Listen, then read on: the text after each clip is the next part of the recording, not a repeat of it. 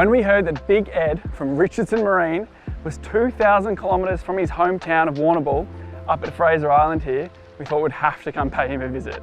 He was having some R&R with some old footy mates, and he'd taken up a Stabicraft 2500 demonstrator. This model is a little bit different from the other models we've tested. This is the 2500 Ultracab with a forward raking windscreen. Not sold on them yet? We are. Here are 3 reasons why.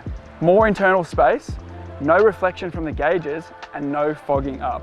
This model is absolutely built for touring. The lock-up cabin is great for keeping the mozzies out when it gets hot and the wet stuff out when it gets cold. So this model is fitted with a custom little section here behind the driver's seat, and you've got a little butane cooker up top and a pie warmer down the bottom.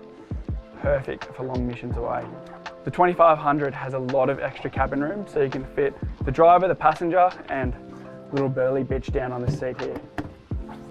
Also got lots of storage here. These little areas are perfect for salt, pepper, olive oil, like everything. You've got your own little cooking station which sits above your butane cooker.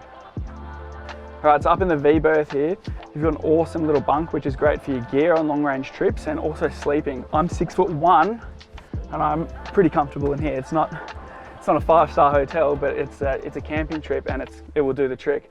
Underneath the cushions here, you've also got a toilet. Richo left us a nice little delicious treat in there. Thanks, mate. Like all Stabbies, they're famous for their great 360-degree visibility when you're at the helm. 2500 is no exception. All Stabbies are renowned for storage, and this 2500 is next level. These storage hatches have a huge volume and you could chuck a whole bunch of fish in there. Considering it's an aluminium boat, you might think that it would rattle around a lot, but the foam filling does an awesome job to keep this thing super quiet. Richo's really treated us on this boat. This one's fitted with an Airwave pedestal seat, so it's a shock absorber, which means more cushion for the pushing.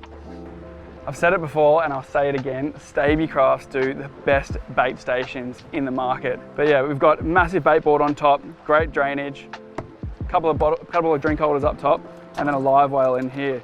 And it all just works all seamlessly together. Well, pretty much every Stabie we've been on has always just had raw alloy side pockets, which means your rods do get rattled around a bit. I'm not sure what material Richo has put in here, but it's awesome. It means we can put gaffs, rods, everything, and it just doesn't rattle around, and it sticks in there too. It's perfect. Even more storage in the cockpits, and you've got one of these hatches on the starboard side and the port side.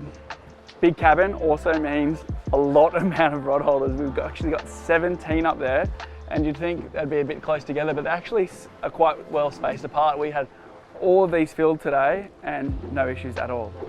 So you might think with such a big cabin, you actually wouldn't have any room to cast up the front, but that's completely not true. You can really just tuck your knees right underneath this bow rail and just send stick baits, poppers, whatever you like. Stabies are very efficient thanks to their low planing speed and flat surface areas. The motors are twin DF 200 4-cylinder donks, probably one of our favourite outboards of the last 5 years. They achieve amazing fuel efficiency of 1.1 k's per litre of fuel combined. It's also a 40-knot boat. So this rig carries a 19-degree dead rise, and the hull is foam filled, which does a great job of keeping the noise down when you're punching into a head sea. Having the helm a little bit further forward than usual with a forward raking windscreen, you do get a little bit bounced around, but it's nothing to worry about. Like all Stabbies, this thing comes into its own when you're cruising home with a following sea. Just set that throttle to 5,000 RPM, sit back and crack a beer. She's fitted with a Garmin 8416 and 8410, plus a Garmin radar and an SS175 high-wide and SS175 low transducer. The rig sits on an easy tow alloy trailer, and the whole package comes in at 235k. So the 2500 comes in at 3 tons dry, but loaded with fuel, all the gear, you're looking at it probably around 3.5. Now, that was Richo's kryptonite on Fraser Island because he spent more time bogged in this thing than he did driving.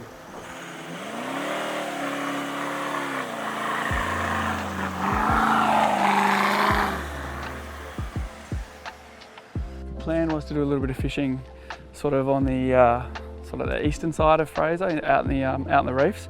but the weather has turned like absolutely cactus on us, and crossing the bar is going to be very dangerous. So we've actually gotten a blower to Jim from Fishing Tin Can Bait, and he's come out with us today and he's showing us a few little local reefs.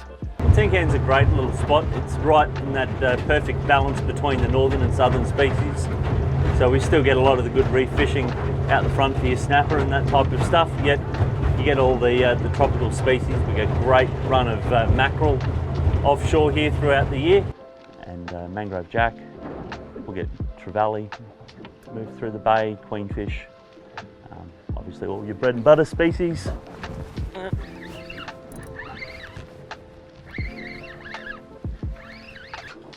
So that one there is a blackall, also known as a painted sweetlip, marwong, or as I said before, gets called the mother-in-law fish.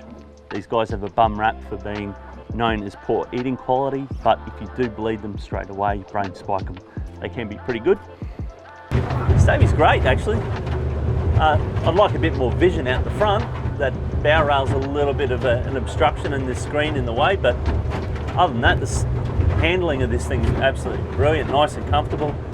Cabin's great, nice and dry, especially on those windy, wet, rainy days. At least you've got somewhere to get out of the weather. Be a great little rig for jumping off over the Wide Bay Bar here and spending a night or two off Fraser Island. So would the captain's crew take one of these 2500s to Fraser Island? If you're experienced, you've got all your recovery gear, you're rolling with air compressors, winches, and maybe a tractor, this thing's perfect. At 3.5 tonne, it's a lot of boat to tow along the sand. So you'd probably be wanting to go with something a little bit smaller if you were planning on towing it along the beach, but as a rig to launch out of Fraser Island or the mainland and then cruise over to Fraser and live on the boat, it would be absolutely perfect.